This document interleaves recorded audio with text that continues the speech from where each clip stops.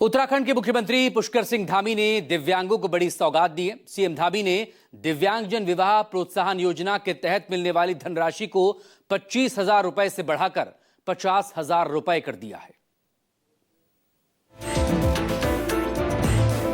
जनता से रिश्ता, जनता से संवाद। सीएम धामी ने पेश की संवेदनशील और पारदर्शी प्रशासन की मिसाल।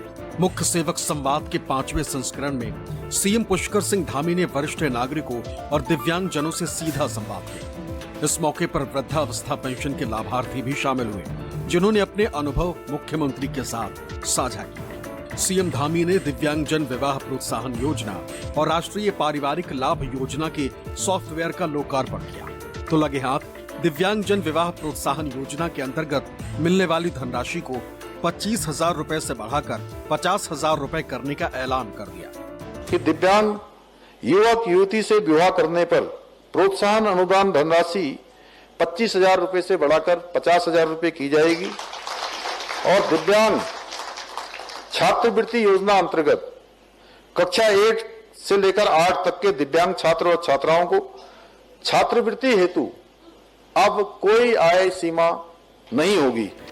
मुख्यमंत्री ने दिव्यांग छात्रवृत्ति योजना के तहत पहली से 8वीं क्लास तक की छात्रवृत्ति के लिए आय सीमा को भी समाप्त करने की घोषणा की, ताकि ज्यादा से ज्यादा छात्र इसका फायदा उठा सके। कार्यक्रम की सबसे बड़ी खासियत रही कि इस बार फोकस वरिष्ठ नागरिकों और दिव्यांगजन की योजनाओं पर रहा। संवाद के दौरान लाभार्थियों ने बताया कि अब वृद्धावस्था पेंशन परिवार के दोनों बुजुर्ग जनों को समय पर मिल रही। पेंशन राशि भी पहले की तरह 1,200 रुपए नहीं बल्कि बढ़कर 1,500 रुपए कर दी गई, जिससे उन्हें घर चलाने और दैनिक जरूरतें पूरी करने में बड़ी राहत मिली। सरकार वरिष्ठ नागरिकों के कल्याण और सशक्तिकरण के लिए पूरी तरह से संकल्पित होकर कार्य कर रही है।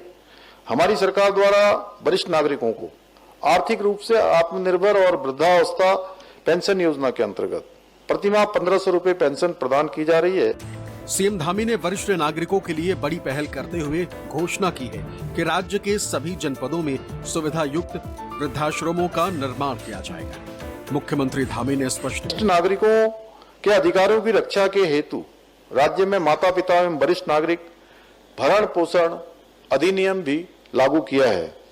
इसके माध्यम से हमारे बुजुर्गों को अब कानूनी अधिकार प्राप्त हो जाता है कि वो अपने बच्चों या कानूनी उत्तराधिकारियों से भरण पोषण की मांग भी कर सकें। कहा है कि ये पहल केवल शुरुआत है और आने वाले समय में हर महीने अलग अलग वर्गों के लाभार्थियों से संवाद किया जाएगा। इस प्रक्रिया से न केवल योजनाओं की समीक्षा होगी बल्कि पूरे तंत्र में पारदर्शिता, संवेदनशीलता और उत्तरदायित्व की नई चेतना भी विकसित होगी। कार्यक्रम के बाद सीएम धामी ने वरिष्ठ नागरिकों एवं दिव्यांगजनों के साथ भोजन किया। Bureau report, news 24।